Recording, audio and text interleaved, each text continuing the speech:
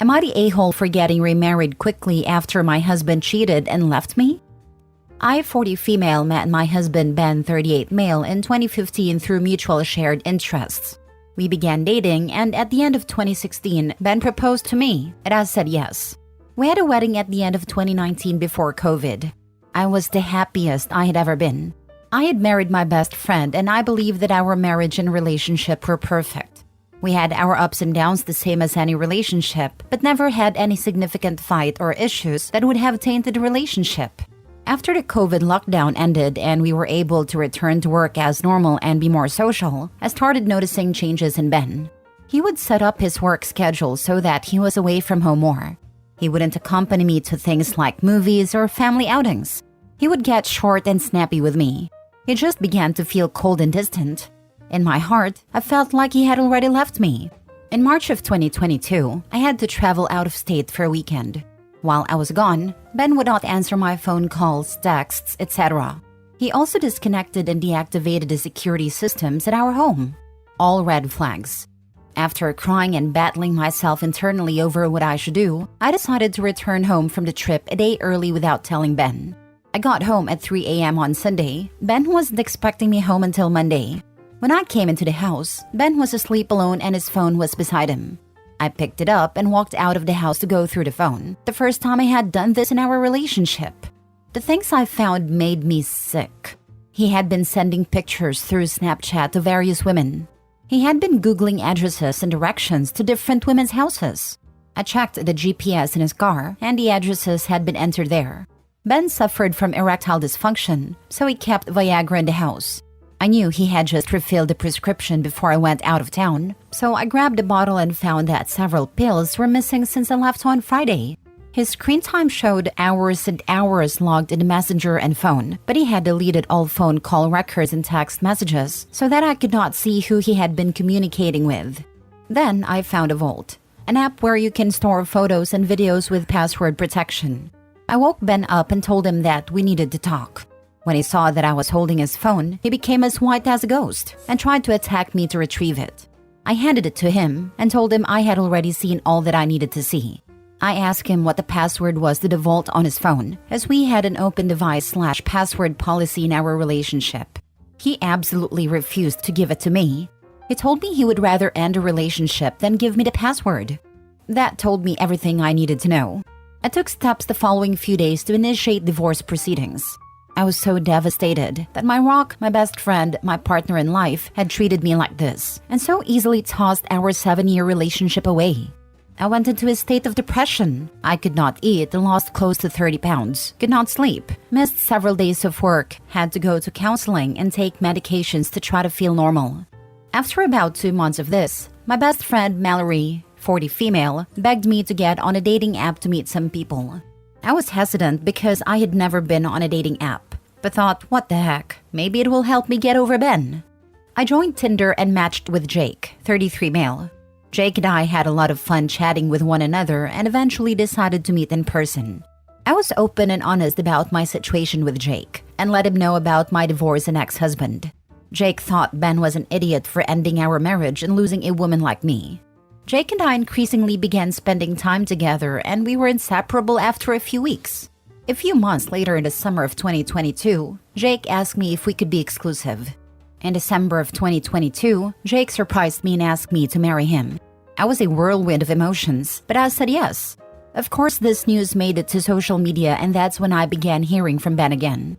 Ben contacted me to let me know that it was embarrassing to him that I have moved on so quickly and that I was publicly engaged. He was also upset in my choice of partner as he made sure to let me know that he did not approve of Jake for me. I don't even know why he cared, because he cheated on me and ended our marriage. Jake and I got married in 2023 at a tropical destination wedding. It was beautiful, and Jake went above and beyond to make it special for me. Ben reached out to me again to let me know that I looked like the cheater in our relationship because I moved on so quickly and got remarried. So, am I the a-hole for moving on and remarrying quickly after my ex-husband cheated on me and left me? Now for the top comments. Not a-hole. Stop harassing me. If you are that concerned about my reputation, I'll happily share the screenshots to clear up who cheated. Yep, perfect social media post.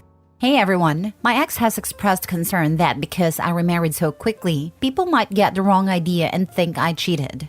I appreciate his concern and want to set the record straight. It was, of course, Ben who cheated. Often, recklessly, without remorse. That's what probably made it so easy to move on so quickly. That and the fact that I've found the true love of my life with Jake. Thanks to Ben for his concern about my reputation. Please feel free to message me if you want photos or screenshots from the debacle. Not a-hole. Ben doesn't get a say in your life anymore. It's wonderful you've found happiness. Ignore Ben and block him. Yep, Ben is embarrassed that Opie moved on to someone else so quickly after they split. Maybe he should have been more embarrassed that he moved on to several other people while they were still married. Ben is scum. Pay him no mind and be happy, Opie. And none of them wanted him. Next story. Am I the a-hole because I told my ex-husband's son the truth about why we divorced and how he came to be? I, 45 female, used to be married to Dave, 46 male. We were together for 4 years and married for 5 years, from age 18 to 27. I thought the relationship was going well, until I discovered Dave was having an active affair with Carol, who was 25 at the time and is now 43. During that time, I collected evidence, consulted a divorce lawyer, and presented Dave with the divorce papers. Dave did not protest and left me for Carol as she was pregnant, and I had trouble conceiving. As the divorce proceeded, I discovered I was pregnant. Through my moral judgment, I decided to keep the baby and have primary custody, as Dave was enamored with his new fling with Carol. I would give birth to a healthy baby boy in Mark, and Carol would give birth with Nate. Dave would initially deny paternity of Mark, but with DNA test, it is proven he is the father. The boys would grow up to become friends and have a solid relationship despite the tense nature of what transpired between Dave and me. The boys are now 17 and entering their senior year of high school. Nate was over last weekend and seemed different, as his mood was sour and he seemed upset. Sitting down with him, I asked what was wrong, and though he appeared apprehensive, he opened up to me about some relationship problems he had been going through. His girlfriend of 2 years had cheated on him, and he was having trouble dealing with the drawbacks of it. He asked me whether or not two individuals could reconcile after infidelity. I was honest with him and said that it depends on the individuals, though it was often better if both parties moved on, as trust between the two had been broken and was not easily repaired. He seemed to take the answer in stride, but then asked me a question I wasn't sure I was prepared for. Is that what happened between you and my father? I confirmed that it had, which is why Dave and I divorced. That his father cheated on me with his mother, which resulted in his birth. He seemed conflicted and responded, so it's all been a lie? I asked him about that statement, and apparently his father said that I cheated on him. I corrected him on that point and stated the reason for our divorce was infidelity on his father's part, and I had evidence for it. He thanked me for the conversation and said he needed to go home now as it was getting late.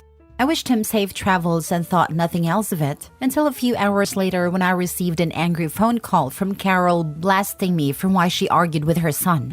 He went home to have it out with his father over the situation, but he wasn't home yet and couldn't wait. He had a very contentious verbal spat with Carol, calling her some unpleasant names I would not repeat. Now she is calling me a homewrecker. Oh, the irony in that statement. And that I'm an a-hole for poisoning her son's mind. Am I the a-hole for what I discussed with him? Edit. To clarify and answer some common questions I've seen. 1. Nate and Mark know they're half-brothers from a young age. I share custody with Dave, as he would have Mark on the weekends and some holidays. I edited to clarify the relationship, as some were confused about how Nate didn't know he had a brother, but he did. 2. I never discussed with Nate in explicit detail why I and his father didn't work out, as it only came up in that particular conversation. I explained it to Mark at one point when he entered high school, and I asked him his opinion on myself dating at this point, as he is getting older but has a relationship with his father to an extent, and he seemed fine with it. 3. This will be the last time I update, as this was meant to be a throwaway account and posting. Please take my experience as you will. Hopefully it may help or intrigue someone. He's been poisoned with the truth, not a-hole. He was poisoned with lies. He is detoxing on the truth. Detox can be rough, but the end result is a healthier person. I guarantee you that boy already knew. Born extremely close to a half-sibling, and your mom and dad are divorced, but your dad and stepmom aren't. Plus, mom and stepmom don't get along. Not that hard to figure out. Especially if/when the relatives are whispering behind closed doors and acting suspicious when the topic comes up. Not a-hole. 1. The victim never has to stay quiet so the villain can save face. 2. Never let someone lie on you, especially when they're attacking your character. 3. What is done in the dark always comes to light. And the audacity to cast as her villain. She's the innocent person and wounded party. How freaking dare they lie about her character? And she's supposed to stay quiet? For what? She owes the kid the truth. Last story. Am I the a-hole for telling my fiance that my little brother is more important than him at our upcoming wedding? I'm 30 female and I'm currently 2 months pregnant with my first child and engaged to my fiance of 3 years, James, 31. For a little background, when I was 15, my parents had my brother, and 5 years after, while I was 20 and Matt was 5, my parents and Matt were driving home when they got into an accident, resulting in my parents' death. After the accident, I was completely destroyed and devastated, but I had to pull myself together to be there for my brother. And the following month, I buried my parents, and with the help of my aunt and uncle, I applied for guardianship of my brother.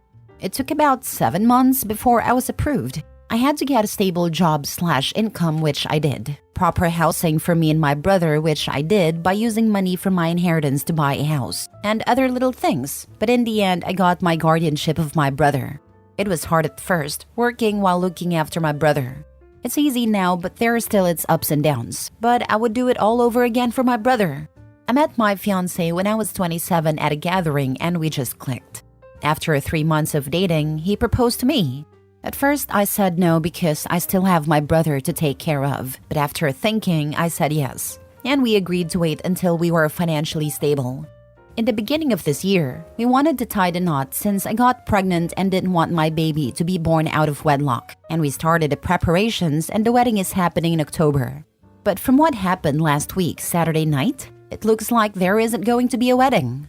There were many issues where we fought and resolved. For example, the wedding date, the date my fiancé wanted for the wedding was on my brother's birthday. I had a problem with that. I wanted to throw my brother a big party because he was turning 14. So I offered the week after, in which we argued and he even ran to his mother to try to convince me. But I stood my ground, stating my brother's birthday is important to me and him. There was a little more fighting, but we ended up resolving it. Then there were the roles I wanted my brother to play in my wedding. At first, I offered my brother to be his best man, but he said he wanted his best friend. I said okay. Then I said ring boy. He would hold the rings on a little pillow and bring it up to us. But James said he wanted his nephew. I said okay and left it. Saturday morning, I was watching this TikTok video where the bride asked her male best friend to be her man of honor, and I thought it was sweet, so I decided to bring it up to him. When he came home, I was in the kitchen while my brother was at sleepover at his friend's house that Saturday night. As he entered and sat, I said I have the perfect role for Matt. Him. What is that? Me. I thought he could be my man of honor and then both wedding parties coming out as couples. They can come out as singles. Him. What? Me. Man of honor. Or I will call it my brother of honor. It will be lovely. Him. But I thought you wanted my sister to be your maid of honor. So that can't work. Me. I never agreed to this. And what about my brother? I want him to play some role in my wedding. Him. I was thinking he could just be a guest and sit in the rows. I was completely shocked. I wanted my brother to be in my wedding and not some side guest. I didn't know what to say. He wanted to put my brother on his sidelines. His whole family was playing some part of the wedding, and most of the bridesmaids were his cousins. Only 2 were close friends. But this he couldn't grant me? I stopped what I was doing and told him no. It was my wedding too, and I want my brother to be my man of honor. And he started that his sister was better, and my brother would be guest, and he didn't want children in the wedding parties. I completely lost it and started arguing with him from one thing to the next. Since Saturday, he hasn't come home, only sending his brother to pick up some of his stuff. And his mother and sister have been blowing up my phone that I'm a selfish woman, and so what if my brother is a guest? So the last time they called was Wednesday night, and I went crazy in both of them, using language I'm not proud of. But I end a call with, yes, my brother is more important than him at his wedding if it's happening, and I will never put him in front of Matt. So I'm effing sorry, and to let James contact me to talk things out. Now for the top comments. Not the a-hole. Pump the brakes on marrying this man, baby, who runs home to mommy when his temper tantrum doesn't get him what he wants. Then he has his family gang up on his pregnant girlfriend. He does not care about you, your wants or your needs. He's selfish, self-centered, manipulative, a bully, abusive, and honestly, a complete tool.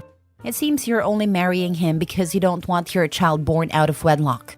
Please reconsider. His mask is slipping, since now he's trapped you with a pregnancy and next a marriage.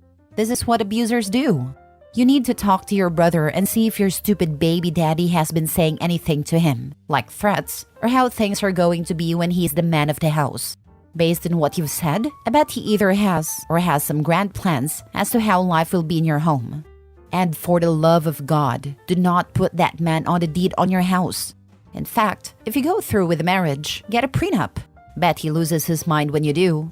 You are a great mom to your brother, and you did it all on your own. He's your child, and you are absolutely, positively doing the right thing here. You will be a great mom to your baby as well. If you marry this man, you'll just be parenting another child. This man is 1000% going to toss your brother's things on the yard the second your brother is 18. He does not care about what you want. It's all about him. Leave him with his mommy for 2 weeks, and just notice how much easier your life is. I doubt he'd wait until 18. I'm thinking 14 or 15. Not a-hole. By his logic, your brother should be his best man. Or at the very least, a groomsman. But he is not offering that, is he? Dude is jealous of OP's brother. OP, if you marry this man, he will be talking about having your brother move in with your aunt or some other relation within the month, so you two can start your real family. He sees your brother as a disposable obstacle in the way of the life he wants, and he will try to remove him sooner or later. Protect yourself, your brother, and your unborn child, and do not marry this person. After 3 months of dating, he proposed. This was already a red flag that should have given you pause about him. Then all of the other nonsense. Your soon-to-be ex is jealous of your brother and has planned to cancel him from yours/his life after the wedding. I'd be 100% rethinking having a kid with someone like this. He will be jealous of the baby and thinking up ways to destroy that kid's self-esteem, place in the family, and more.